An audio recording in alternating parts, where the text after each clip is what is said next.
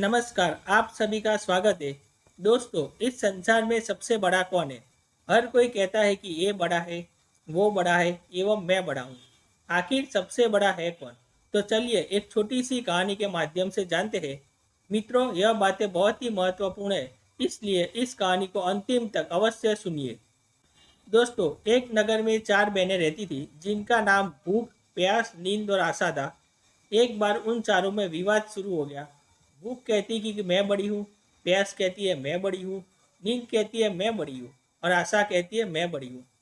कुछ देर तक आपस में लड़ते रहने के बाद वह चारों राजा के पास पहुंच गई कि अब राजा ही उचित न्याय करेंगे। राजा के समक्ष चारों पहुंचकर अपनी अपनी बातों को कहने लगी।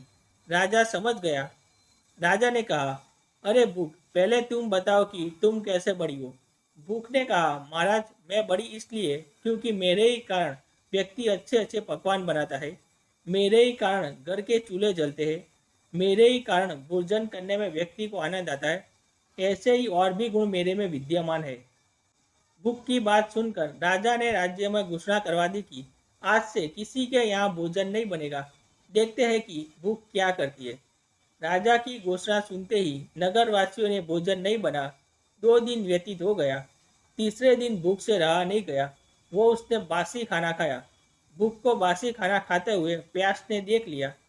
प्यास शीघ्र ही राजा के पास पहुंची और राजा से बोली, महाराज, भूख हार गई क्योंकि उसने बासी खाना खाया और मैंने बासी खाना खाता हुआ उसे देखा, इसलिए मैं बड़ी हूँ। राजा ने सिपाहियों द्वारा भूख को अपने पास बुलवाया और सत्यता की। राजा ने परख किया। फिर राजा ने प्यास से कहा कि मैं कैसे मान लूं कि तुम बड़ी हो। प्यास ने कहा कि महाराज, क्योंकि मेरे ही कारण कुएं खोदे जाते हैं, मेरे ही कारण सरोवर बनाया जाता है, मेरे ही कारण शुद्ध पात्र में स्वच्छ जल को भरकर व्यक्ति पीता है और भी बहुत से गुण हैं, इसलिए मैं सबसे बड़ी हूँ। राजा ने फिर घोषणा करवाई कि आज से कुएं कोई न खोदे एवं सरोवर को भी न बनाया जाए एवं जल को किसी भी पात्र में न भरा जाए। कुछ दिनों तक ऐसा ही चलता रहा, लेकिन प्यास से रहा नहीं गया तो उसने गंदे एवं मेले गड्ढे से पानी पिया। ऐसा करते हुए प्यास को नींद ने देख लिया। नींद भी दौड़कर राजा के पास पहुंची और राजा से कहने लगी, हे महाराज, प्यास हार गई। उसको मैंने अभी कुछ देर पहले एक गंदे और मैले गड्ढे से पानी पीते हुए देखा है, इसलिए सबसे बड़ी मैं। राजा ने फिर अपने सिपाहियों को प्यास के पास भेजकर उसे बुलवाया और कहा, हे प्यास, नींद क्या सत्य कह रही है? प्यास ने कहा, हाँ महाराज, नींद सत्य कह रही है। तब राजा ने नींद से कहा कि मैं कैसे मान लूँ कि तुम बड़ी हो। नींद ने कहा, महाराज, क्योंकि मेरे कारण व्यक्ति बिस्तर लगवाता है, मेरे कारण व्यक्ति सोने के लिए तरह तरह के खाट, पलंग एवं और भी महंगी चीजों को बनवाता है, इसलिए मैं बड़ी। राजा ने नींद की बातों को सुनकर राज्यों में घोषणा करवा दी कि आज से सोने के लिए किसी भी जैसे चारपाई, पलंग एवं और भी महंगी वस्तुओं का निर्माण न किया जाए एवं इन सभी को जला दिया जाए और फेंक दिया जाए। देखते हैं कि नींद क्या करती है। पर राजा का आदेश पाते ही सभी राज्यवासियों ने वैसा ही किया। आधी रात व्यतीत होने को भी नींद को बहुत जोरों से नींद आने लगी तो नींद इधर उधर बिस्तर खोदने लगी। जब उसे बिस्तर नहीं मिला तो वह उबड़ खाबड़ जगह में ही सो गई। आशा यह सब देख रही थी।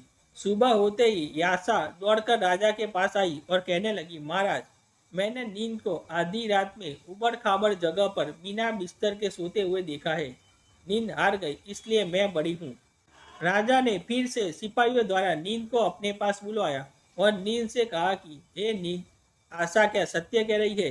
नींद ने कहा, हाँ महाराज, आशा सत्य कह रही है। मैं वह बिस्तर से ही उबड़ खाबड़ जगह में ही सो गई थी। तब राजा ने आशा से कहा कि मैं कैसे मान लूं कि तुम बड़ी हो। आशा ने कहा, महाराज, मैं इसलिए बड़ी तो लोग मेरे ही कारण नौकरी, व्यवसाय, मजदूरी आदि करते हैं, बहुत सारी परेशानियों को उठाते हैं, परंतु आशा की दीप को बुझने नहीं देते। आशा की ऐसी बातों को सुनकर राजा ने घोषणा करवा दिया कि आज से कोई व्यवसाय ना करे, कोई नौकरी न करे, कोई मजदूरी न करे, कोई भी आशा की दीप को न जलाए। फिर देखता हूँ कि जब आशा को आस लगेगी तो क्या करेगी। पूरा दिन व्यतीत हो गया। आधी रात्रि व्यतीत होने वाली थी। जब आशा को आस लगी तो वह इधर इधर घूमने लगी, लेकिन चारों तरफ सन्नाटा फैला हुआ था। हर जगह अंधेरा था। मात्र एक बूढ़ा व्यक्ति टिमटिमाते हुए दिए के प्रकाश में काम कर रहा था। आशा वहीं जाकर ठहर के कुछ समय बाद बूढ़े व्यक्ति ने देखा कि वह मिट्टी का दिया सोने का बन गया। उसकी टूटी फूटी झोपड़ी एक महल बन गई। इस प्रकार बूढ़े व्यक्ति की आशा पूरी हो गई। दोस्तों, यह तो एकमात्र कहानी है, परंतु कहानियों से हमें जो शिक्षा मिलती है वह हमारे लिए बहुत ही महत्वपूर्ण एवं लाभप्रद होती है।